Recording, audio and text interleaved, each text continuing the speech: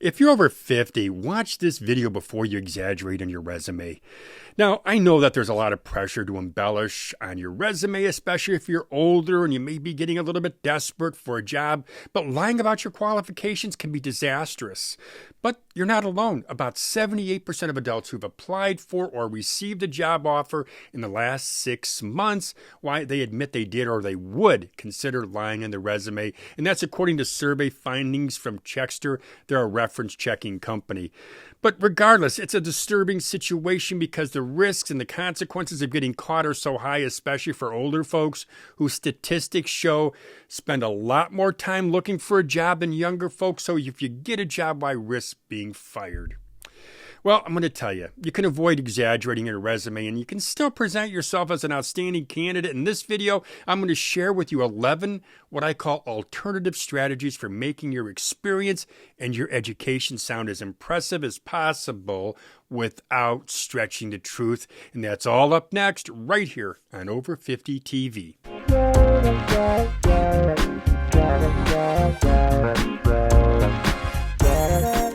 Welcome back to Over 50 TV. My name is Lou Reyes. Well, before the break, I said I'd share with you 11 strategies for making your work experience and your education sound as impressive as possible without stretching the truth, aka lying or embellishing on your resume. But I want to say something first. It is critical to be honest about your work experience.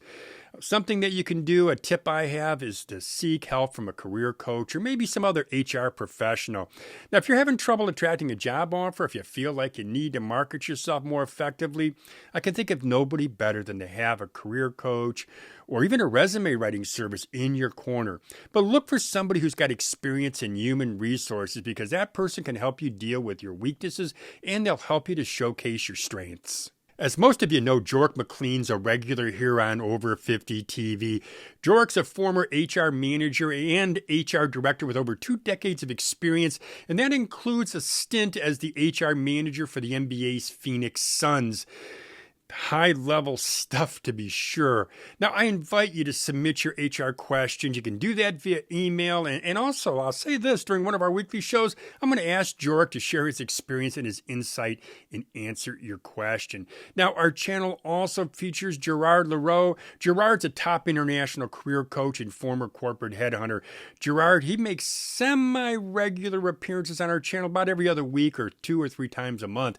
But he specializes in providing career guidance and resume support to workers who are over 50. If you want help, real help jumpstarting a career, or if you need a strategy for overcoming career obstacles, well, you're going to want to check out my interviews with Gerard. I promise you this, you'll come away impressed. So I gave you number 1, which is to seek professional HR help or assistance. Let's give you number 2. List correct dates.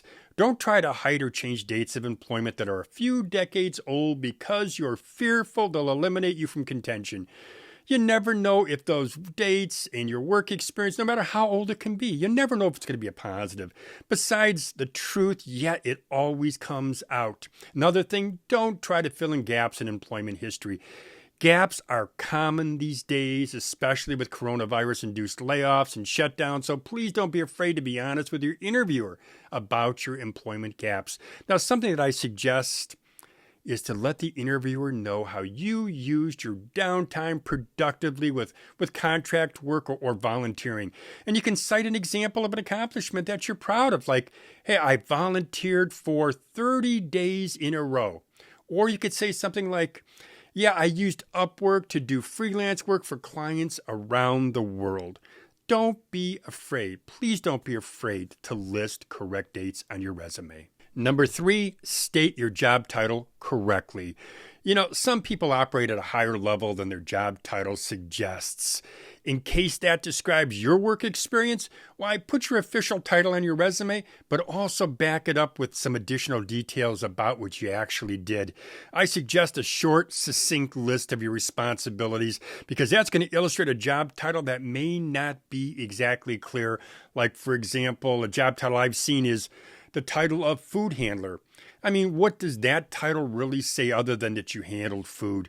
Does that title mean that you were in food prep, or you acted as a server, or you spent your days unloading the food delivery truck? That title, like some others, or I should say many others, is unclear.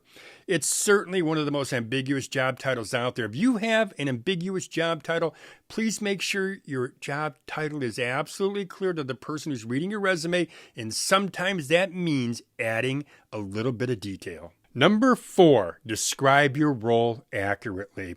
If you're concerned, you're writing your resume and you're concerned that you may still be exaggerating your role, here's an idea, a tip. Use that company's formal job description as a guide. And while it's a good idea, it's also a good idea to focus on your impact and to quantify your achievements when you describe your role. Just be sure that you don't come across as robotic or impersonal. Because I want you to remember something.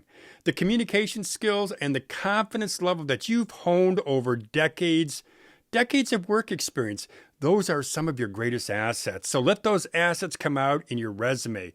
Now, another thing, if you have any questions, you still have questions, you still wonder, am I exaggerating my role?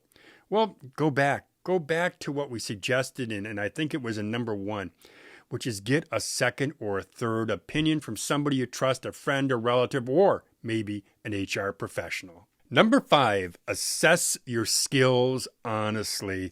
Describe your level, that level of proficiency that you know you have, that software fluency. Describe it accurately. Don't embellish. Something that could happen. You could be tested. You could be tested during this hiring process, or maybe when you're on the job, you get hired. Exaggerating or overestimating your skills on your resume because you think this is important. It's the key to getting past that gatekeeper. Well, that could lead you to a new gate, a gate out the door. Number 6, consider adding or not adding your hobbies. Unless your pastimes are relevant to the position, you can usually leave them off. And in my experience, nobody really cares about what you do in your off hours unless what you do isn't something that you should be doing. Now, if you decide you're going to mention a hobby, pick an activity that you really participate in and pick a hobby that's relevant. And usually a 1 or 2 word description is enough. But if you're really looking to strengthening your resume and making it stand out, only put something in this section that you know is going to help. Number 7, volunteer work. Supporting worthy causes, it's a great way to make your resume stand out. And it's also, as I've mentioned in previous videos, it's a great networking opportunity. And if you've been neglecting that charitable side, well, it's really easy to catch up. All you've got to do is call a volunteer hotline or ask your neighbors about local nonprofits that they like. If you also, now this is a tip, if you have your eye on a particular company, well, you may want to consider supporting a cause or volunteering in a cause that they believe in.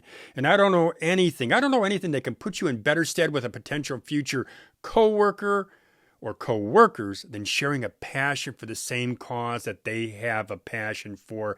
So consider volunteering, and if you're going to volunteer, put that on your resume. Find a way to list your volunteer experiences on your resume. Number 8, disclose your salary and be accurate with that. With U.S. unemployment levels at record lows, just about everyone in the U.S. and this country with good skills and solid work experience is in demand. So it is likely that a new job is going to pay more than a previous one. So if you think a strategy of not disclosing your salary or of exaggerating it's going to help, you're only going to run the risk of being found out. And besides, many employers, they rely on market value and they rely on their own budget in determining compensation. Now, if you really want to get a good top salary, practice your negotiation skills. And I've got 2 videos on that topic. I'll put a link above. It's going to be on one of these 2 sides here. They're great videos to watch. And when you watch them, you really will learn. You'll learn how to negotiate the best deal for yourself. And again, you'll see a link either up above or in the description box. Now, what I'd like to do is I'd like to share with you a few tips about how to list your education on your resume. And I want to go back, let's go back to the very top of this video, the beginning when I said be honest, and be honest about your education. But let's say this though, forget about your grades. At our age, grades, they're ancient history, and outside of academia, few employers will want to hear about your GPA. But on the other hand, if you might want to brag about graduating summa cum laude if the facts bear it out. Something else I suggest, is declare your major.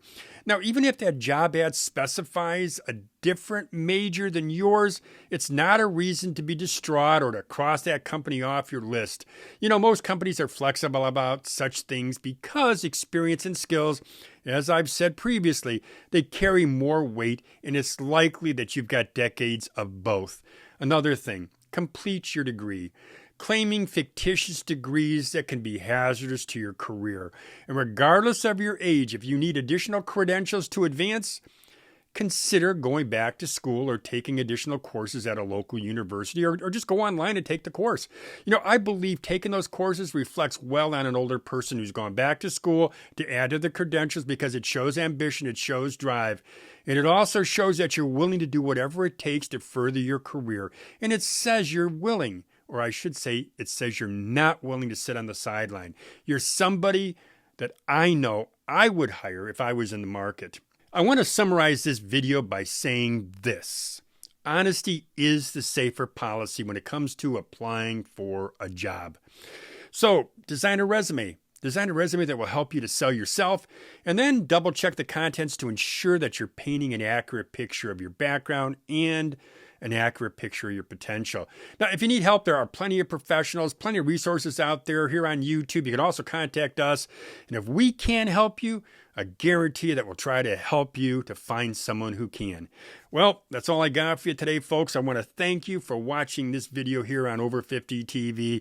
And I will ask you a few more things. If you would, please consider subscribing to our channel if you found that you got value. Also, there is a little bell. If you hit that little bell, that's a notification bell. If you hit that bell every single time I upload a new video, you'll be notified in your inbox.